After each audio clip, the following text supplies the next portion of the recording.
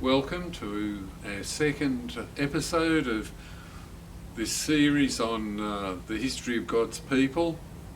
In the last video we talked about the Old Testament, and we skipped really quite rapidly through several thousand years of history, picking up the highlights along the way. Today I want to talk about the New Testament and some of the key features and how things fit together, probably in ways that you don't normally consider when you're just reading the scripture for devotional purposes.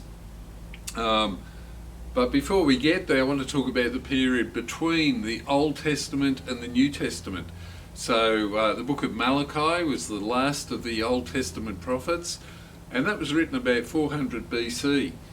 And 2 Chronicles ends at about that same point also, with Nehemiah as the governor of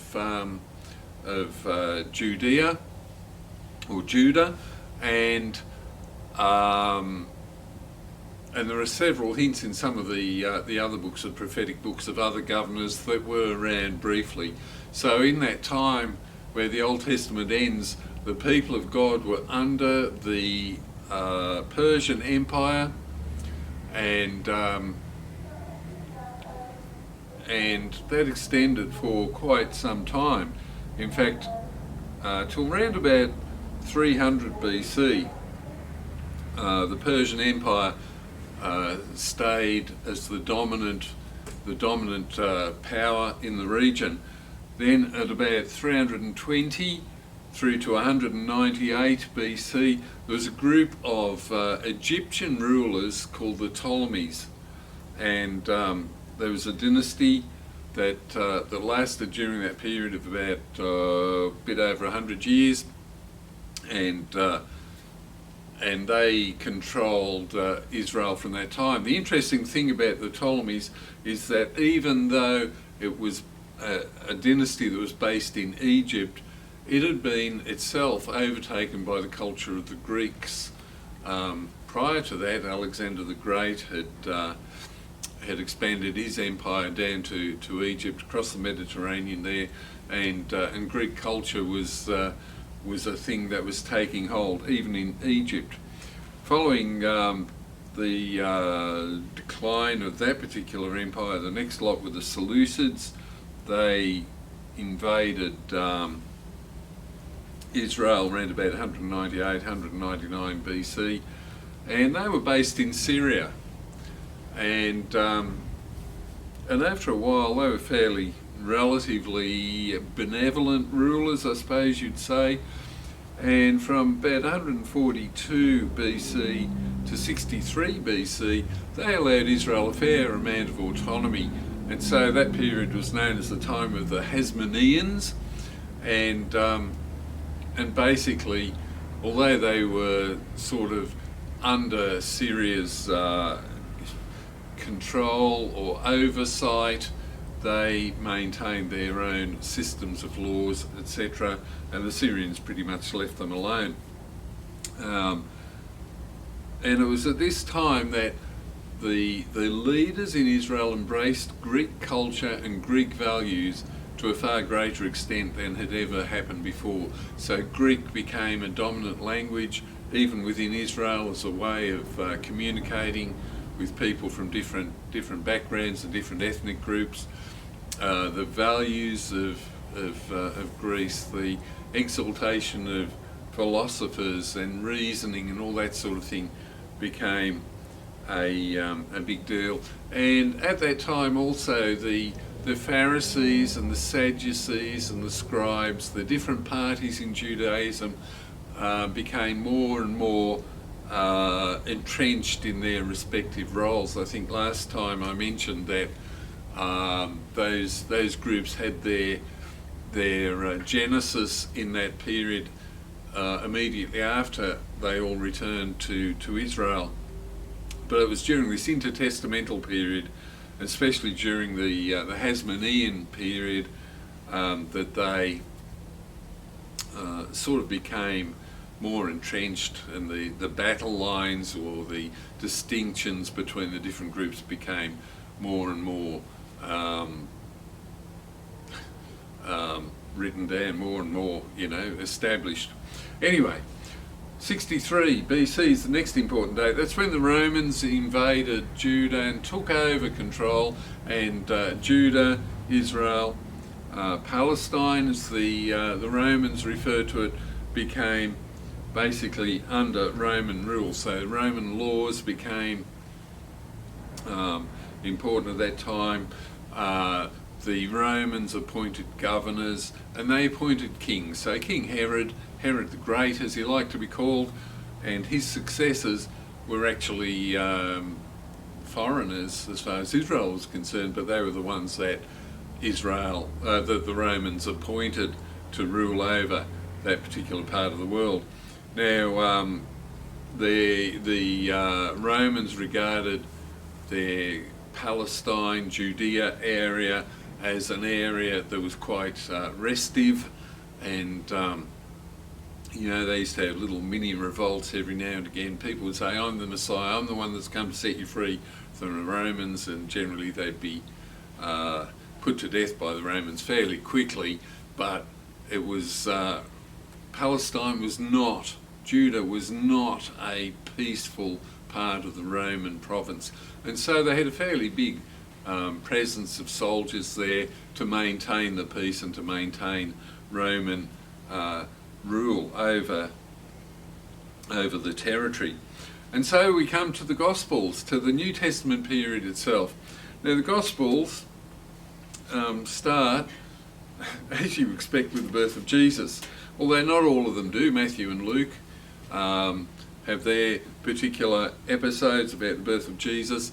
Mark doesn't. He starts right with the beginning of the ministry of Jesus, as does John. And so we have around about 5 BC is the time when, the most likely time when Jesus was born, and you might wonder how Jesus came to be born in the year 5 before Christ. Well, that goes back to 500 years in the future from then, when a monk was trying to work out, they had the calendar established. During the time of Julius Caesar, the calendar that we have currently of 12 months was pretty much standardised. It got tweaked later on, and because of the leap years weren't quite keeping up with the changes of seasons, and we now have the Gregorian calendar, which is basically just a tweak on the Julian calendar. But anyway, at about that time, around about 500 AD, a monk was trying to work out where we should start the calendar, and he worked out that there should be a period, the year of the Lord, the years of the Lord would be the period after Jesus was born, and the year before that was before Christ. And he was going back through the lists of Roman governors and rulers and emperors and all the different history that they had available to them, and he established that dividing line. The birth of Jesus, he basically made a mistake. He got it out by a few years. So Jesus was born around about 5 BC according to our modern calendar, and the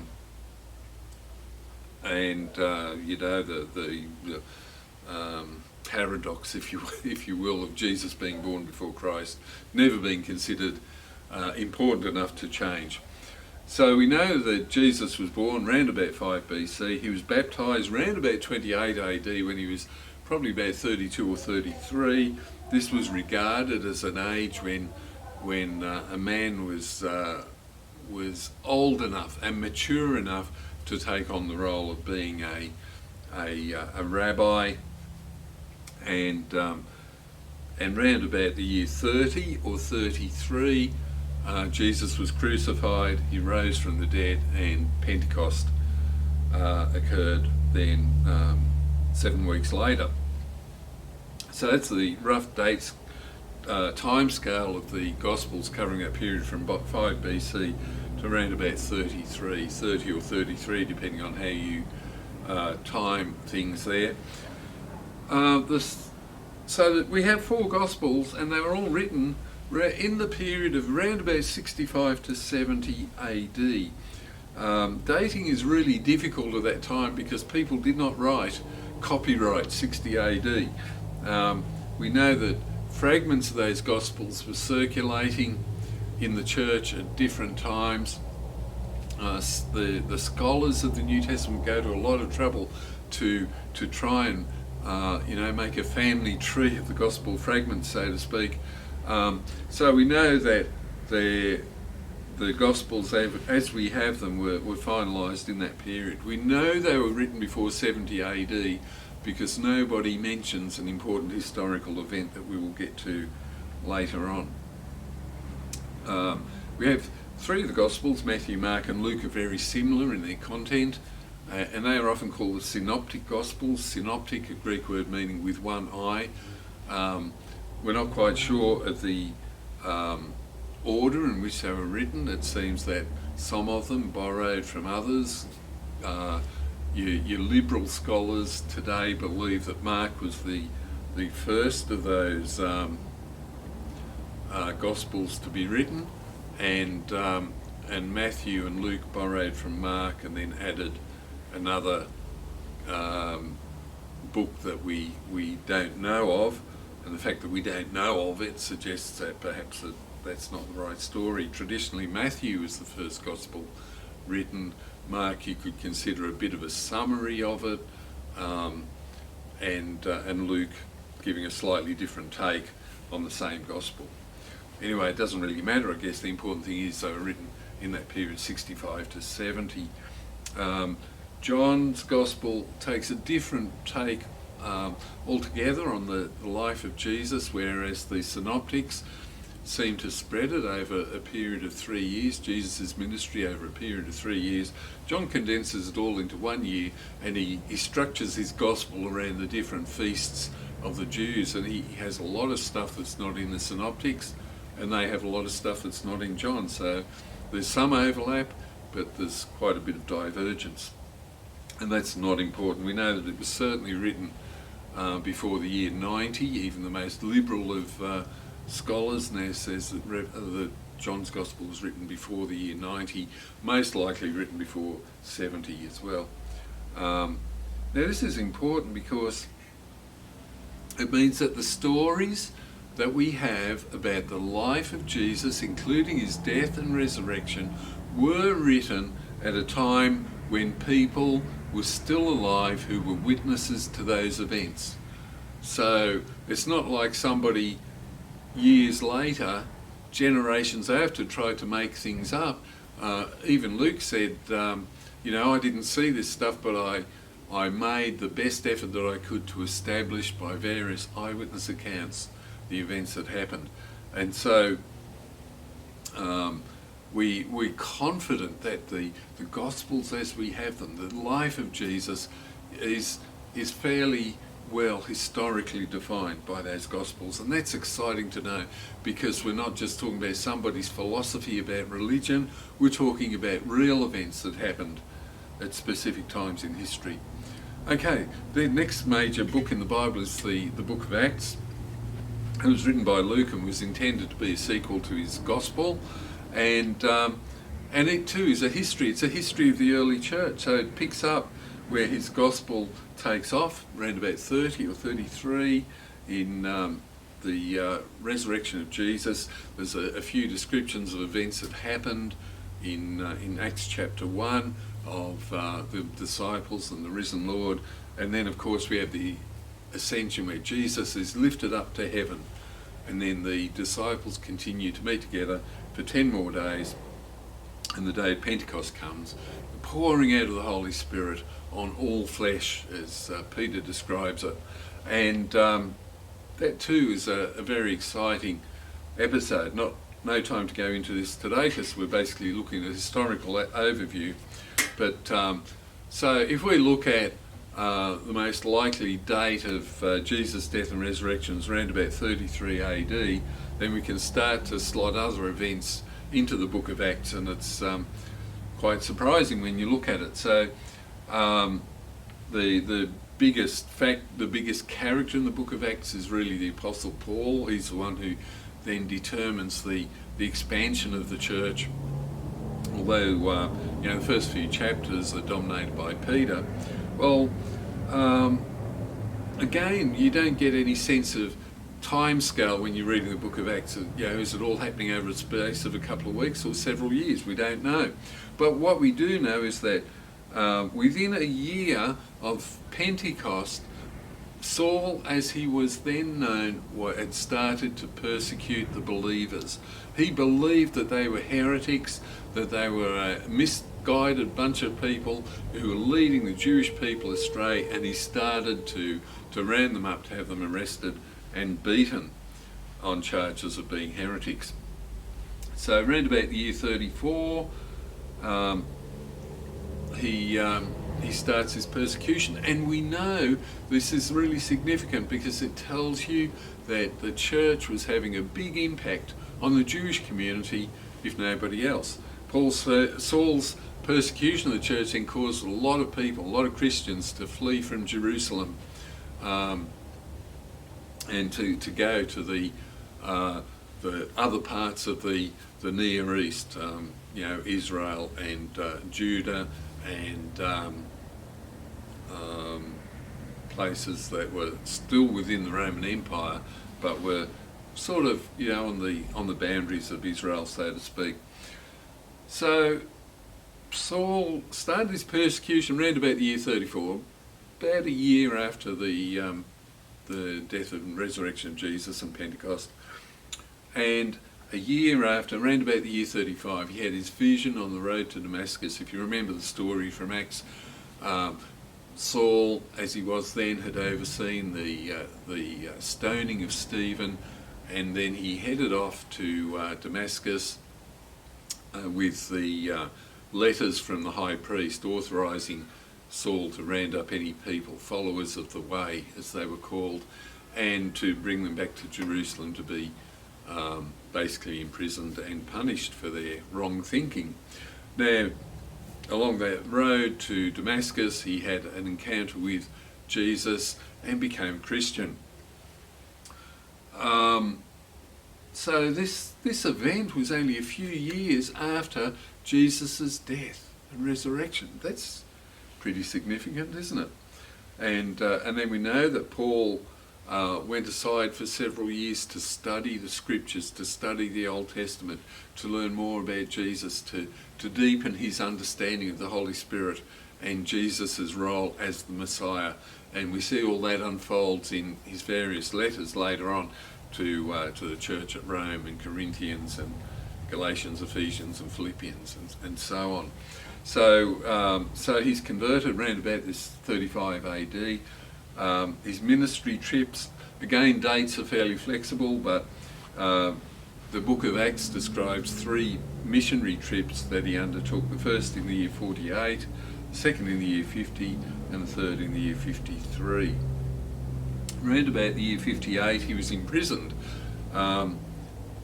So that's, about 20 years after he became a Christian. So he was imprisoned first of all in Caesarea. He appealed to Caesar and then had to be taken to Rome to have his case heard by the emperor. Around about 59 AD, so that's a year later, he travelled to Rome, and from 60 to 62, roughly, he was imprisoned in Rome. For a short time, he was allowed a certain amount of freedom in the city of Rome, and he and Peter died around about the same time in Rome in the year 65, give or take. Now, there are some other things that we need to. It takes us then to the end of the book of Acts, and we know that Paul wrote most of his letters while he was in Rome, some of them while he was in prison, some while he wasn't in prison, some were written while he was on his missionary journey. So the letters that Paul writes, the epistles that we have in the New Testament, totally related, closely related to Paul's ministry and imprisonment, in times imprisonment.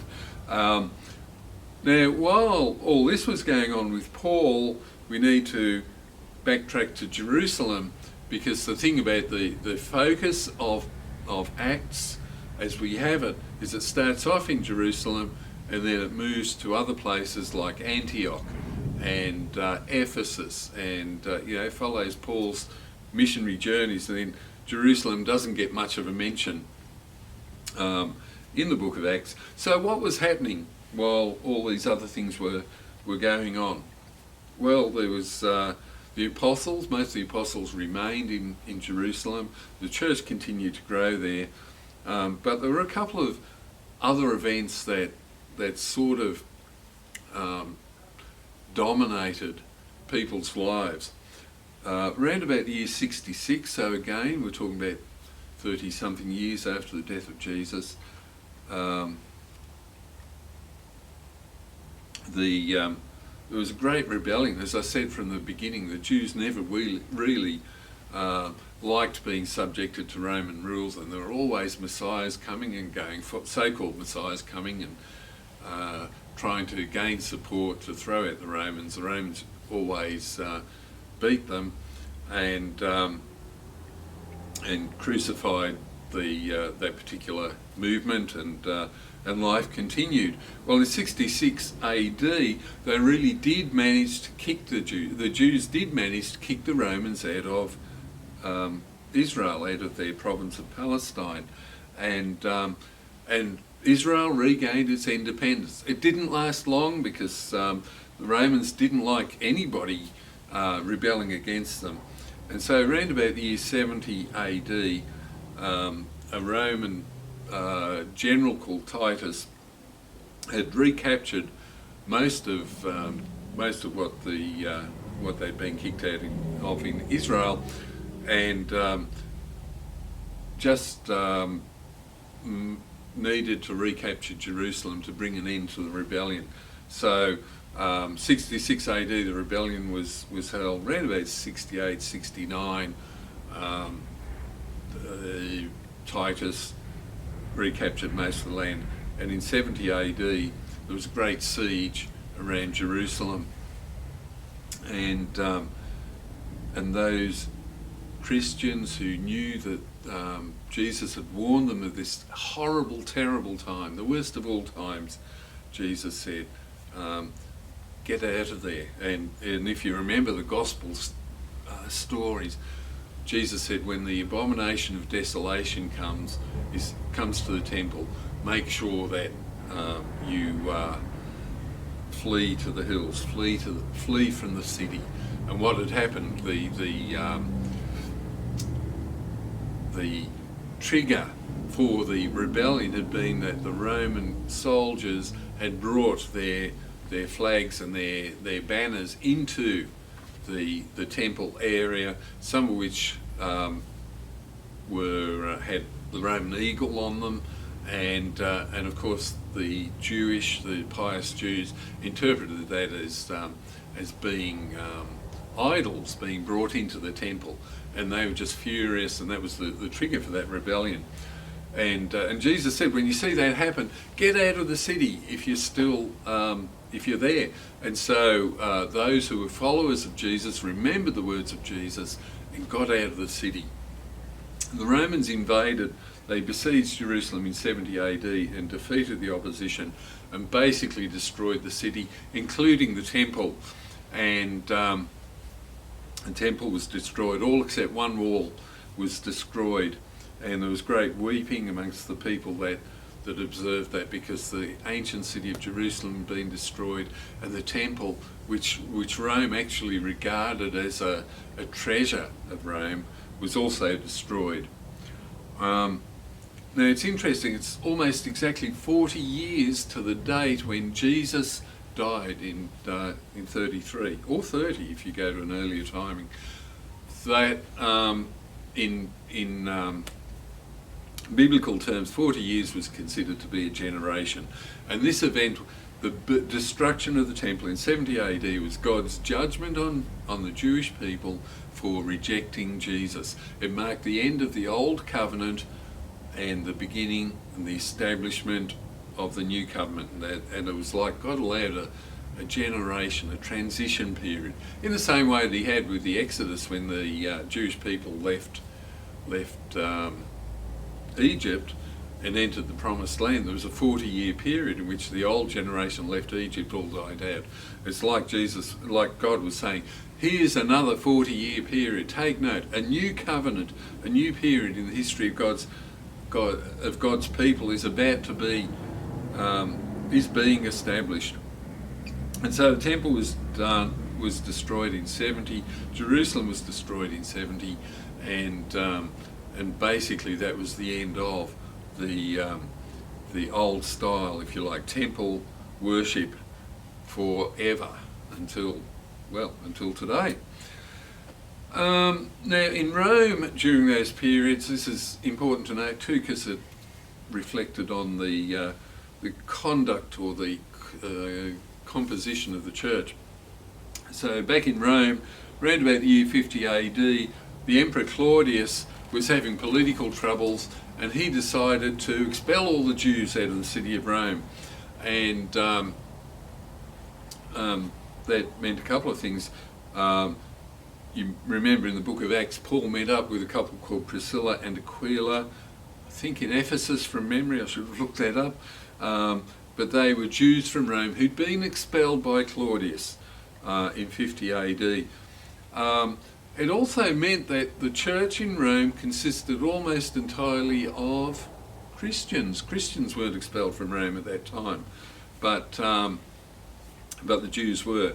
And so largely, uniquely amongst many churches that period, the Roman church was largely Gentile with very few Jews involved. Now the next major event was the Emperor Nero, who was called the Beast. He was such an evil ruler. He was so ruthless and destructive, even by the standards of Roman emperors, that he was just power hungry. He wanted to hang on to power at all costs. They called him the Beast. He killed numerous people just for looking the wrong way, just for potentially being a threat to his rule. He just had this huge death toll surrounding his rule. Well, numerologically, many people assigned to him the number 666, and the beast should prick the ears of those who are familiar with the Book of Revelation. The Book of Revelation often is interpreted as an end times book. It really wasn't written to be an end times prophecy. John says in the Book of Revelation, "I'm writing these things to tell you what must happen soon." Book of Revelation was probably written round about that period, just before Nero and the destruction of the temple, probably round about late 60s, and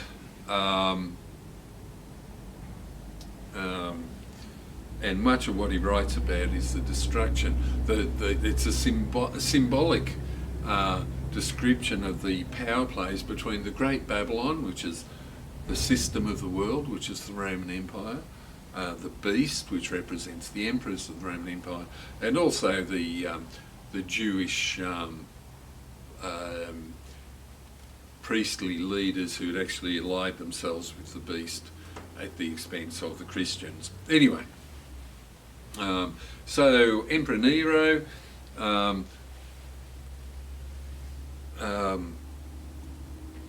at one stage, around about 64 AD, there was this great fire in Rome, and traditionally it was ascribed, Nero was blamed for lighting the fire, although he was actually at another town 35 miles, say 50 k's away from Rome, and he wasn't actually there while this fire started in a poorer part of the city, raced through large parts of the city, but he did seize on this incident to consolidate power. There's an adage that Nero fiddled while Rome burned. Not true, because he didn't play the fiddle, he played the lyre, but he did see it as an opportunity to consolidate power. He got rid of some political opponents, and he blamed the Christians. So Nero started this persecution of the Christians that quickly spread right across the empire. He did some pretty nasty things to Christians, part of his evil nature. He, for example, on one occasion wanted to have a garden party one evening, and he got a whole bunch of Christians who'd been imprisoned, had them covered in tar and set on fire to provide light for his festivities. What a nice man he was indeed. He also arranged for Christians to be dressed in bear skins and forced to fight lions in the Colosseum for entertainment.